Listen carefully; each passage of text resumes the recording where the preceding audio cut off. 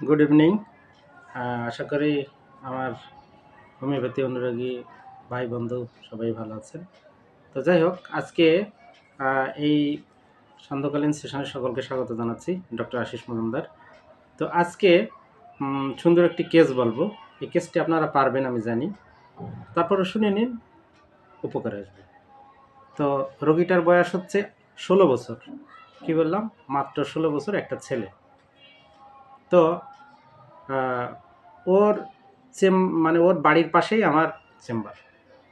তো ওই ছেলেটা বারবার আমাকে ফোন দিচ্ছে, ফোন দিয়ে বলছে, আঙ্কেল আঙ্কেল কখন আসবেন, কখন আসবেন? তো মানে এই ঘন্টাখানেক লাগবে। মানে না, একটু তাড়াতাড়ি আসুন। বলছে, ঠিক আছে, আমি তাড়াতাড়ি আসার চেষ্টা করব। আবার 10 মিনিট পরে আবার ফোন দিচ্ছে, আঙ্কেল বের হয়েছেন, বের হয়েছেন? বলছি, কি তো বাবা আসতেছি, 1 ঘন্টা বলছি না, 1 ঘন্টার আগেই চলে আসবো। এরপর কি হলো দেখেন, ঠিক আবার আধা ঘন্টা পরে আরেকবার ফোন, 3বার ফোন দেওয়া হয়ে গেল। আমি বলছি, এই তো এসে যাবো 10 মিনিটের মধ্যে। এবার আমি একটু তাড়াতাড়ি চেম্বারে এসে বসলাম। তো বসার পর এর মধ্যে আরও রোগী ঢুকে পড়লো। তো 2জন রোগী চলে এসেছে ইতিমধ্যে। তো একজনকে দেখছি, ওই ছেলের আর খবর নেই। যে ফোন দিয়ে আমাকে অস্থির করলো তার আর কোনো খবর নেই। ওই ছেলেটা আরও 1 ঘন্টা পরে আসলো। তো এই সময় আমি একটা রুগী দেখে আর একটা রুগীকে দেখতেছি। এরই মধ্যে ওই ছেলেটা ঢুকছে। ঢুকেই আমার ক্লিনিকে, আমার চেম্বারের দুই পাশে 2টো চেয়ার আর একটা আলাদা করে দেওয়া। ওর মধ্যে একটা চেয়ারে এসে সে বসছে, বসে বলতেছে কি, আঙ্কেল পেটে খুব ব্যথা করছে, পেটে খুব ব্যথা করছে। হুম, গতকাল আমি কাঁঠাল খেয়েছি আর আজকে সকালে একটু ঘুগনি খেয়েছি, পেটে খুব ব্যথা করছে, ওষুধটা আগে আমাকে দিয়ে দিন, আগে ওষুধটা আমাকে দিয়ে দিন। দেখুন রোগীর মেন্টাল ফিলিংটা কি। আমার সামনে একটা রোগী বসে আছে, কওয়া নেই বলা নেই, হুট করে ঢুকলো।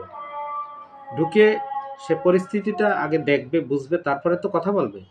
ওইসবের কোনো ভ্রুক্ষেপ নেই।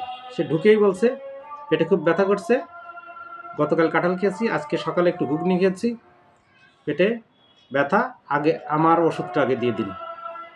ব্যাস, দিস ইজ দ্য কেস। আপনারা হলে এই রোগীকে কী মেডিসিন দিতেন?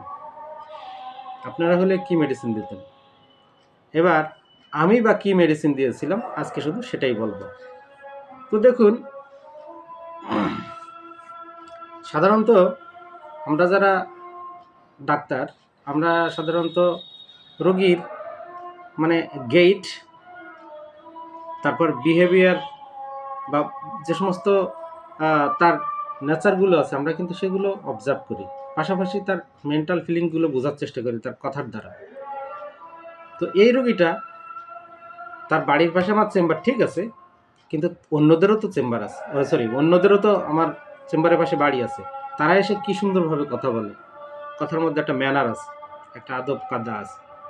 এই ছেলে কিভাবে, মনে হয় সে মানে সে সব কিছু, সে মনে হচ্ছে কোনো একটা মানে কি বলবো, মানে মানে হর্তাকর্তা এরকম। হুট করে ঢুকলো, ঢুকে কোয়া নেই বলা নেই, পারমিশন ছাড়া ঢুকে আগেই বসে একটা রুগী দেখতেছি, তার সাথে কথা বলছে, তার মধ্যে এসে বলছে আমার পেটে ব্যথা করছে, আগে আমার ওষুধটা দিয়ে দিন। এইবার এই রুগীকে নিয়ে জাস্ট একটু ভাবুন, হোমিওপ্যাথি জিনিসটা যেমন সহজ তেমন কঠিন। যদি আপনি ঠিকমতো ধরতে পারেন সহজ, আর যদি না ধরতে পারেন তাহলে কঠিন। আর আপনি যে আন্দাজে ওষুধ দেবেন পেটে ব্যথার ওষুধ, কোনো লাভ নেই।